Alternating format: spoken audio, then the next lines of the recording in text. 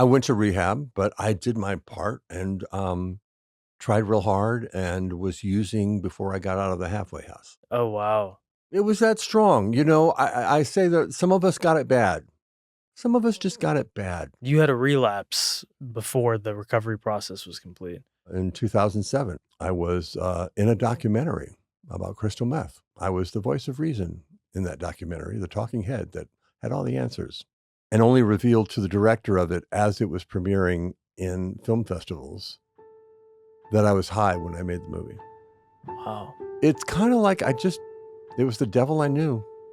It's the devil I knew. Recovery was so scary to me because it had been so long since I had faced life on life's terms. It was so long, I didn't know who I'd be without it.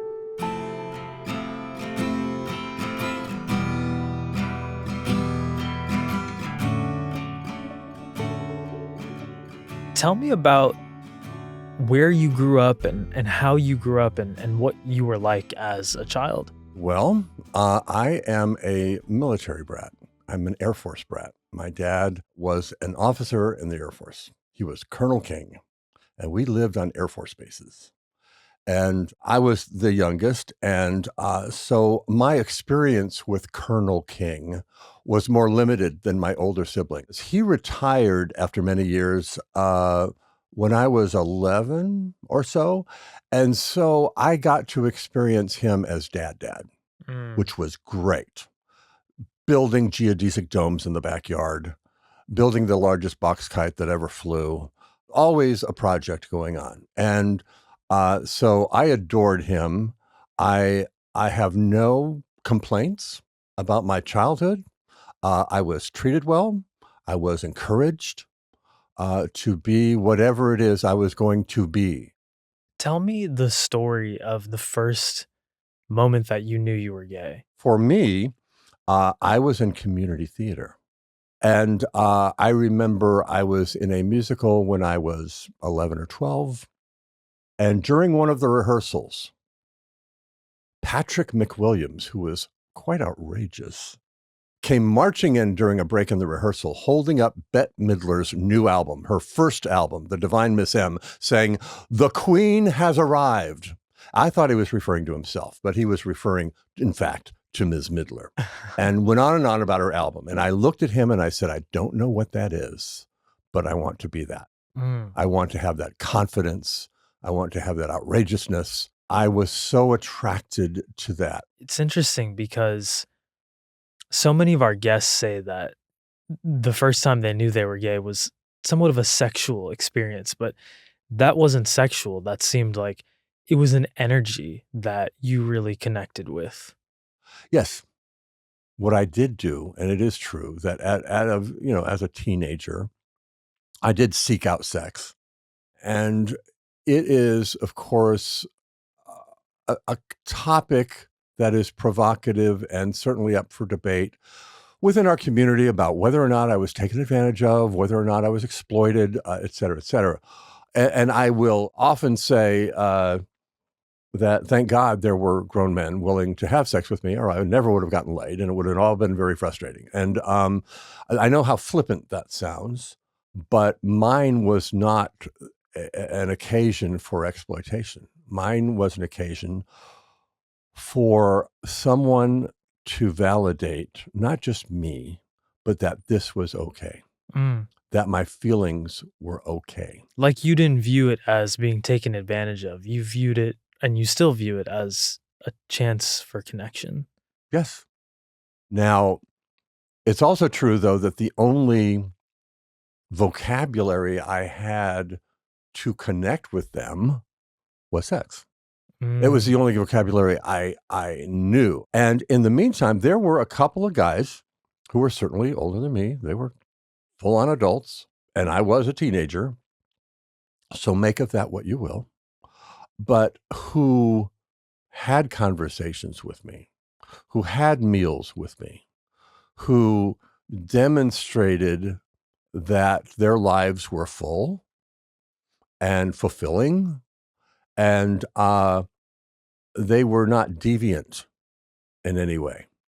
And I got to tell you that it was me, the horny little teenager, who was driving the sexual activity, probably. And it didn't always land in the way that I intended it to. I have a very, very strong memory of I was in a show. It was a summer musical. I want to say it was Man of La Mancha, almost all male cast, very busy summer. And I manipulated a situation. There was a man that he had been kind of on my to-do list. And I know how this sounds at the age of 15 or whatever it was, but I was attracted to him because he was so confident and he Mm. was well-liked and talented and all of those things. And there was a pool party after one of the matinee performances. I asked him if he could give me a ride. I wasn't driving yet. And then, of course, as soon as we got in his car, I said, "Oh, I don't have a bathing suit for the pool. Can we stop at your place and get one?" And I know how this sounds. I can't. I feel a little ridiculous even recounting it. But the point is it led to a brief fashion show of his bathing suits, and then an even briefer encounter, Mm. which I think I certainly instigated, and that he clearly had mixed feelings about. So much so that in the car afterwards, we are driving to the pool party, and he's not saying much. And well, he pulls over on the way there, and he puts the car in park, and he has tears streaming down his face. Tears. And I am stunned. And he said, I'm twice your age. He was 30. I guess he was. I guess he was 30. I remember him saying twice your age, so I'm assuming he was 30-ish. I said, "Uh huh." I was perplexed, and he said, "Don't you just want to be 15?" How did that experience shape you? I mean, I have thought about that scene in the car countless times in the 50 years since, and I figured out soon.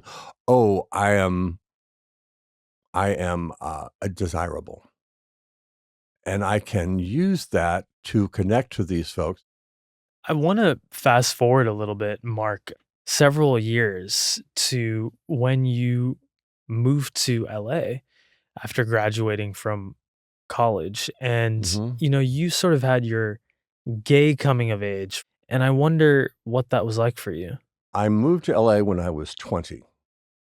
But yes, moving to LA and living in West Hollywood at that age, and throughout the next 13 years that I would be there, was my gay coming out, I suppose. My coming out party on the larger stage, as it were, of West Hollywood, and discovering a gym membership and working out my skinny little, red-haired body, and finding tanning products and steroids. I bought in to the entire narrative of what it meant to be an A gay. So you are young, gorgeous, muscular, and you're in the middle of West Hollywood. So, Yes. and this is in the 80s, early 80s, kind of pre-AIDS a little bit. So, Yes. what was that lifestyle like? I got to experience the last days, the last halcyon days, the last days where the sex was truly safe. Was 501 jeans, tight t-shirts, gym body, and if you had a scarf, it was a handkerchief in your back pocket to let you know whether you were a top or a bottom. Oh, sure, you might get an STD, but there was a shot for that. It's important to remember that this was an era, late 70s, early 80s, in which we as a gay community were discovering our worth, discovering our power as a voting bloc, as a political constituency, as a portion of society. It wasn't until the 70s that the American Psychiatric Association decided that we were not, in fact, a mental disease. And so it was a really exciting time. I remember seeing gay men on the cover of Time magazine and having a feeling that something's afoot, something's changing. You're part of the last days of this golden age of being gay. And then AIDS hits and you're still kind of coming of age at that time. And I wonder what that was like for you kind of living through the AIDS crisis too. My friend Leslie, we were in college together. We moved out to Los Angeles together. Wonderful human being, had his whole life ahead of him working at the LA Museum. Um, um, Died in my guest room Wow. because he had no other place to go, because he had been kicked out. And it wasn't unusual. If you lived in West Hollywood and you had a guest room, somebody died in it. And I remember being around Leslie's bed with a few of his other friends, close friends, and not knowing if he could hear us, and singing to him and talking to him and reassuring him and watching him die. And he may have been the first person that I saw die in person, in real time. And having to keep checking because you're not sure if he's dead yet, but you think he's dead. Wow. And how old were you? 24, Wow. 25, around there. Well, Mark, around this time, you get your own HIV diagnosis. And I wonder if you can kind of take me to that moment and what that was like receiving that, knowing the consequences of that diagnosis at the time. In March of 1985, the first HIV antibody test was made publicly available. A friend gave me the test after hours. He was a nurse in a doctor's office because, God forbid, this should be on your insurance. You could certainly be discriminated against and fired from your job and kicked out by your roommate and disowned by your parents. And so he did it after hours, and he called me a couple weeks later. That's how long it took. And he said, "I'm so sorry. Your results are positive. You have HIV. I'm so sorry." And I remember just being kind of numbed to it. In the mid 90s, these incredible drugs come out that sort of put an end to this despairing wave of death around Mhm. HIV. And I think the picture that a lot of my generation gets is like that was when the crisis ended. But I don't think a lot of us understand like what the aftermath was like, to then sort of live with all of these memories and grief. What was that like for you? What was the aftermath? It was like a war ending. It was kind of like emotional whiplash. It was, you start your life going, "Oh my God, I'm going to live forever because I'm young and beautiful and immortal." And then you get struck with something that says, "Oh, no, you're not. Hmm. You're going to die, and you're going to die pretty soon." And so you spend years living with that, living life in 2-year increments, waiting for the beginning of the end to begin. And then they come out and say, "Oh, guess what? Surprise, you're going to be okay. You're going to live." And you've lost all these friends along the way. Oh yeah, they're all dead. And I've run up the credit card and told the boss to go to hell, and sold the life insurance policy, took the trip around the world, and now I'm going to live. Wow. you know, um, and I felt guilty that I didn't feel grateful because I had emotionally prepared myself to die at some point soon, at any moment. The countdown will begin. It'll all start, and and yes, I felt guilty that I didn't feel grateful. How did you cope with that guilt and the grief of all of the loss? Drugs. It is not lost on me that The guy that ran AIDS service organizations, that was a role model for long-term survivors, gets past the finish line and is now taking successful medications, and indeed now has my whole life ahead of me again. And I start shooting up crystal meth. What the fuck? What's the story of how you were first introduced to crystal meth? Sex. I'm a gay cliche. It was introduced to me sexually by a trick. Like a one night stand. Yeah, he had it. He had this drug, and I had done coke before, so I thought it was like coke. It's not like coke. It's not like coke. But because it was introduced to me in a sexual context, oh, do this, it'll make you really horny. I adopted that. My brain heard that, it processed it, and the drug to me meant sex. And it changed your life. It changed my life. It certainly did. Because in the years ahead, I would have a lot of forgiving to do about where I went, what I did, what I witnessed during the crystal meth sex. What was the feeling that it had given you the first time you took the drug?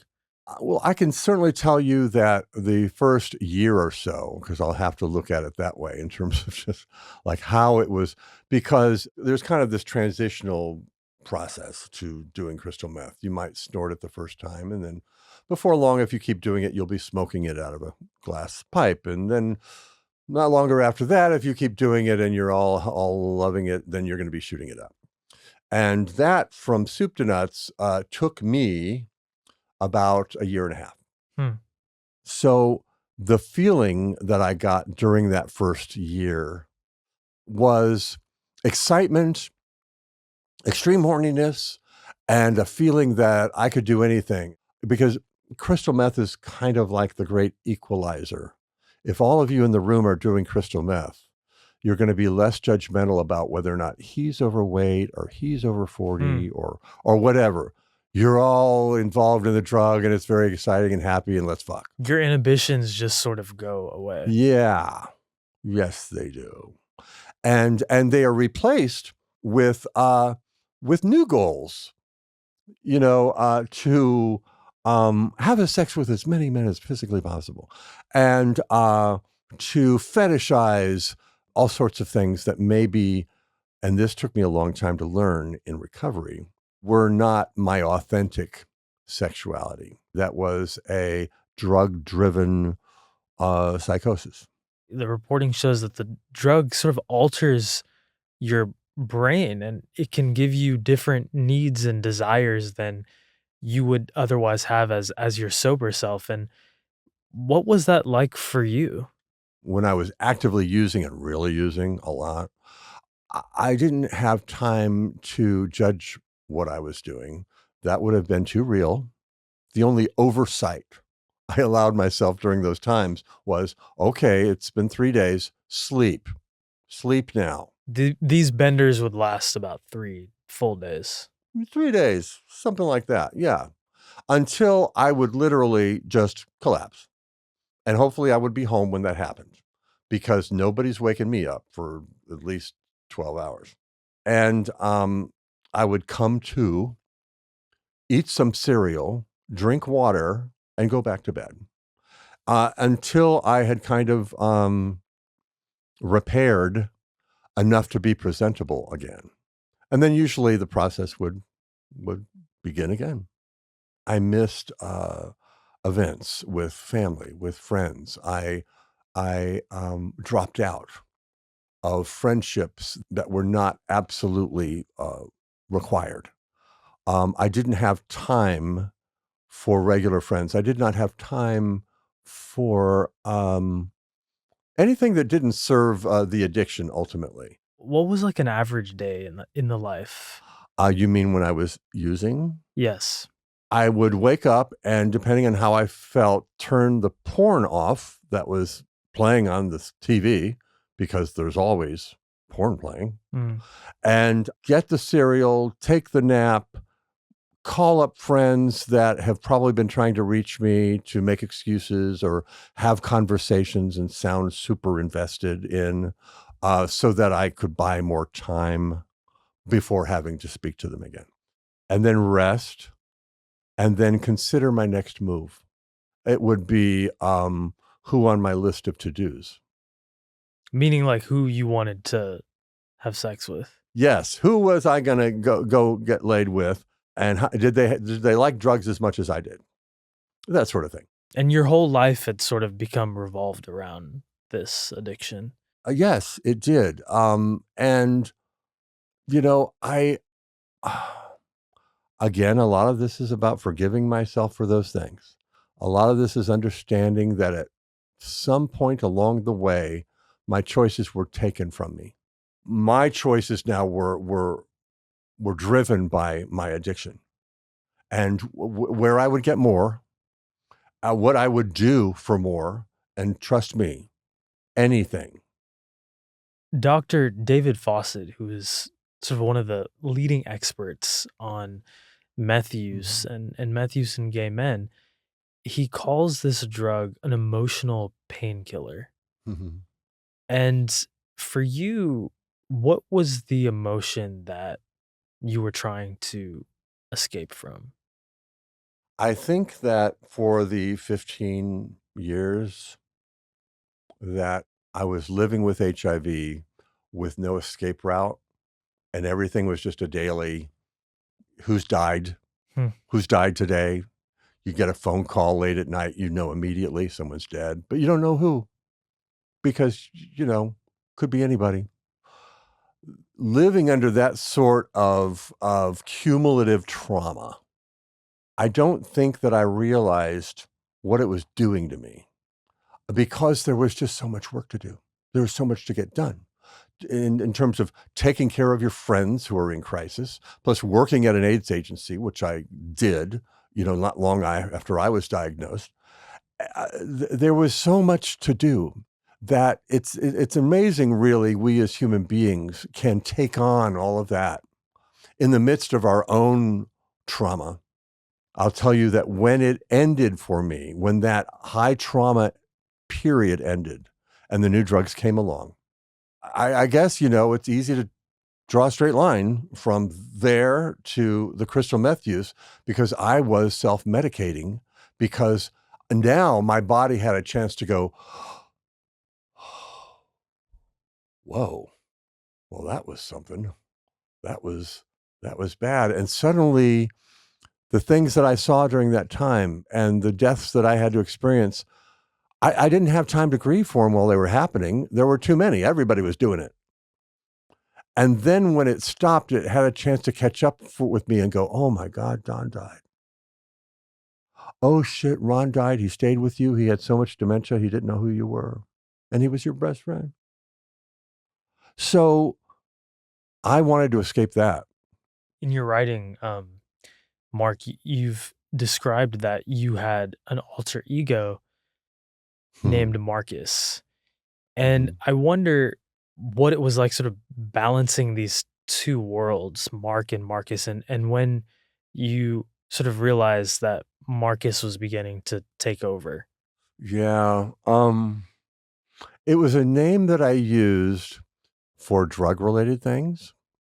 My dealer knew me as Marcus. A lot of the fellow addicts knew me that way.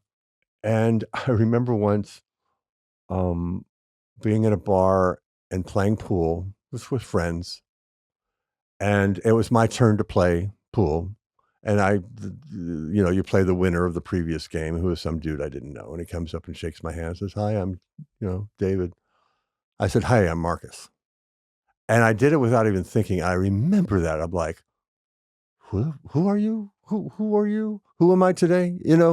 Marcus had a persona to him that was different than mine. Hmm. He had a strut that I don't really have. It was all about this kind of hyper masculine sexual playmate sort of persona. And it's funny because I lived there in that place for so long that when I eventually went into recovery, I had to practice speaking normally, or what is for me my normal voice, without doing this thing. Like you had forgotten what your own natural voice had sounded like. Yeah, I'd forgotten what it felt like to be authentic and to move through this world in an organic, authentic way. And do you remember one friendship that you lost or one event that you missed that really kind of sticks out for you? I was high at my father's funeral. Wow. Yeah. And during his illness, although I had managed to go home and keep it together long enough to visit him in the last couple of months he was alive. And there's no reason why I couldn't have stayed. I had nothing better to do. I could have stayed with family for the remainder of his life. I did not. I had better things to do. I needed to get back home and left to my own devices. And so I missed the opportunity to have been with him in his final month or two. But I had a different relationship with something else that took priority. And I think at the time that I got the call that he had died and went home for the funeral, I was coming off a 3-day crystal meth use. So I probably slept on the plane. I probably slept as soon as I got to my mom's house. Oh, I'm really tired, and collapsed. And so all that repair work, waking up again, drinking water, having some cereal, sleeping again, was all going on while my family was trying to put together a funeral. And I was barely present. And then the rest of my behavior, people chalked up to grief. We succeed as addicts by exploiting people's perceptions of what we might be going through, and they're forgiving or just feeling that there must be something. Oh, I'm sure there's something going on that's got, drugs is not their go-to. Oh, he's grieving. Oh, he's exhausted. Well, he has HIV. And don't doubt for a second that I didn't exploit that one. That's what the addiction does. Is there is nothing about you in your stockpile of possible excuses for your behavior that you will not exploit. All of that was just ripe fruit for the picking to make excuses for my behavior when I was a drug addict. That's where it took me. In a lot of my interviews around addiction, sometimes people will say there's one particular consequence that made it real. Someone might say it was losing my job. Another person might say it was losing my partner. That's what sort of made me wake up and realize this is really affecting my life and destroying my life. Was there one consequence for you like that? No, it's kind of like I don't remember the last time I used. And I thought that it would be something worth remembering because it was so awful, or I overdosed and there were cops involved, or who knows what. Then that was the last time I used, and boy, was it bad. And I stopped after that. Somebody overdosed and died in front of me. Somebody pointed a gun in my face. All of those things have happened to me, and none of them stopped my addiction. None of them. That's just not how it works. But I will say that the sum of those things sank in slowly. And by going to programs of recovery, which I do, I am able to remind myself on a regular basis I am an addict. And I'm reminded of some of those things that happened. I've come to terms with it. I forgive myself for them. I'm not looking at them anymore. What was the recovery process like for you? I went to rehab. I was kind of forced into rehab, but I did my part and tried real hard and was using before I got out of the halfway house. Oh, wow. It was that strong. I say that some of us got it bad.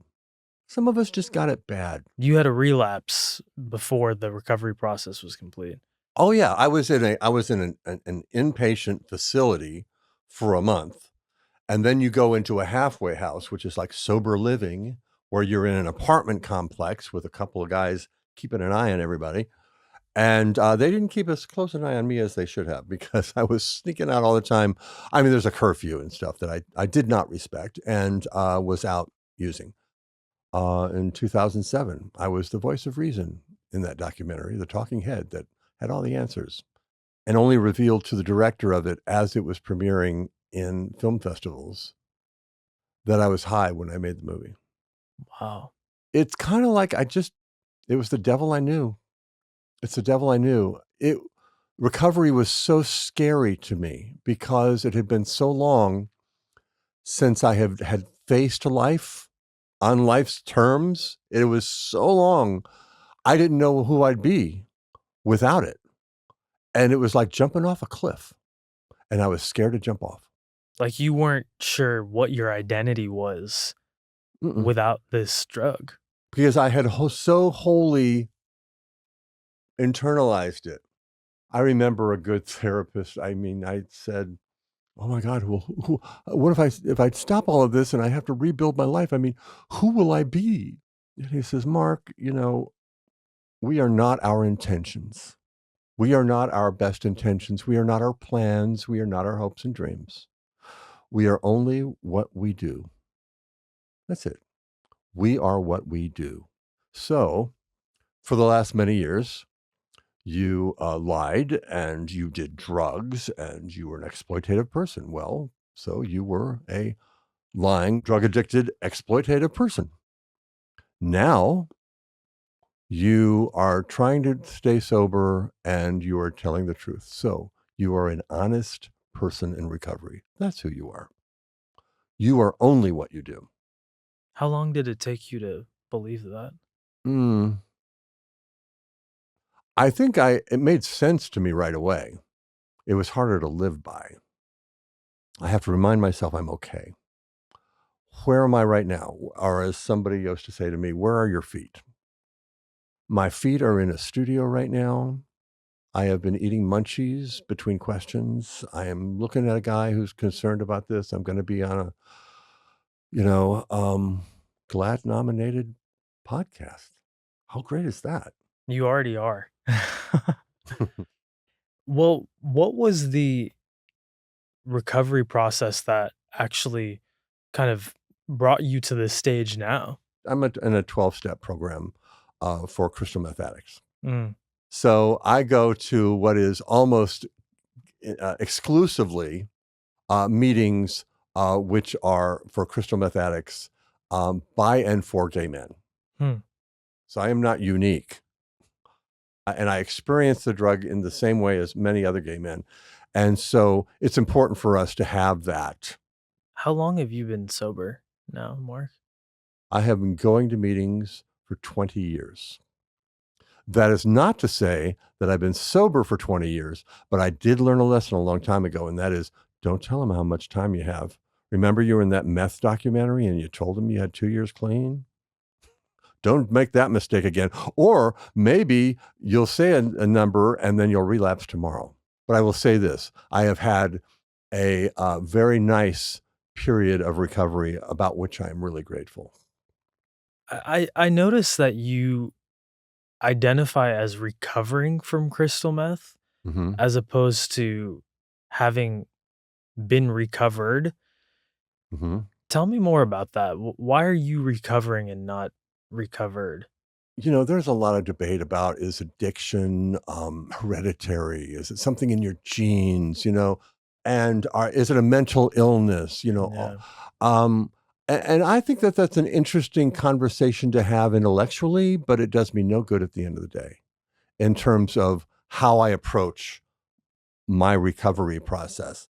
I do believe that it re-altered the way that my brain thinks, even now, even after a period of recovery and clean time and all of that. And that's why I say I'm still recovering because my crazy mind, oh my goodness, it can still dream up things. And I've come to see them, those thoughts, as as clouds floating by. It's like you look up there and you go, "Oh, Mark, you crazy shit. Look at that. You're thinking that?" And you know the cloud will keep going and pass out of view. Hmm. And so that's how I see it. I believe that the drug has recalibrated me. I have made great progress. All relationships in my life are no longer transactional. I have drugs. What do you have? You know, when you live like that long enough, then you're always looking for what's in it for me. What do you have?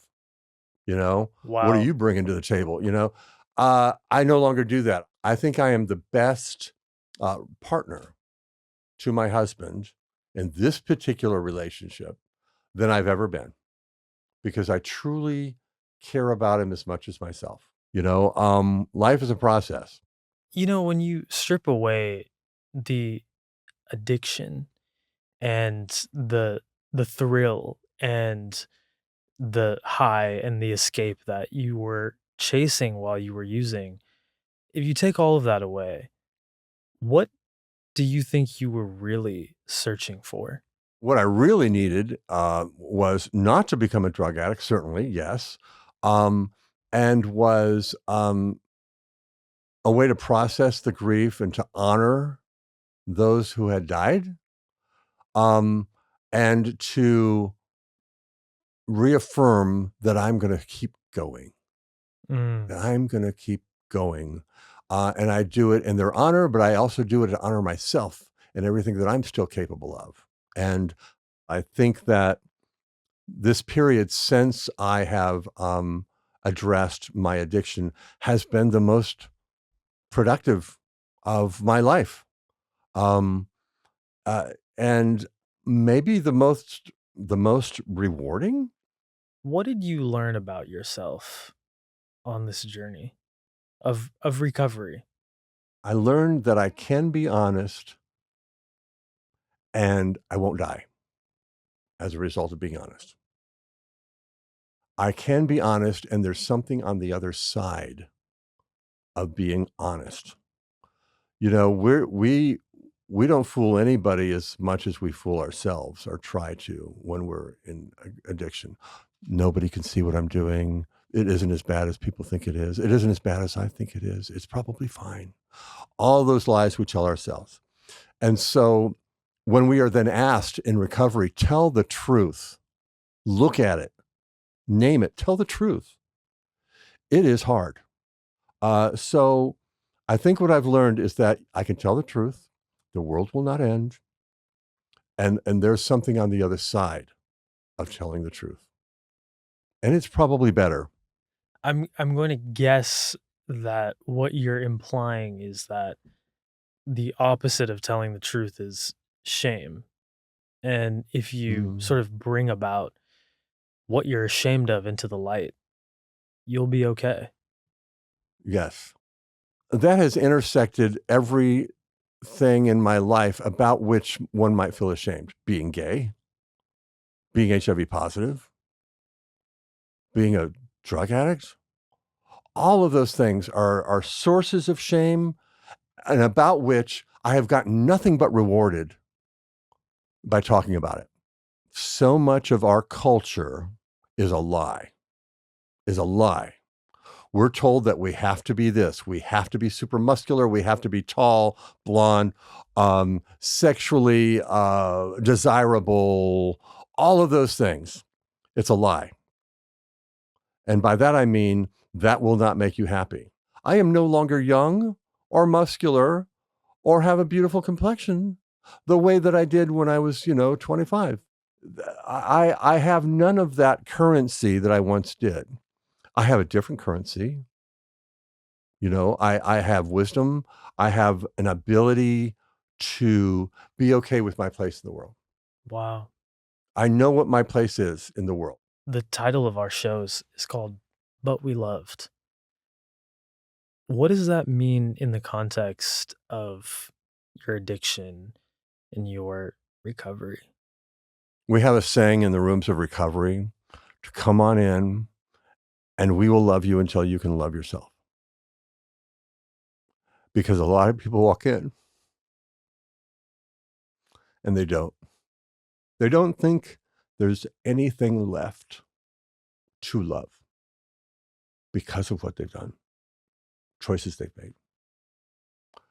And so when I think of that title, I think of come into a room, you think that you've got nothing worthy, but we loved, and we will love you until you love yourself.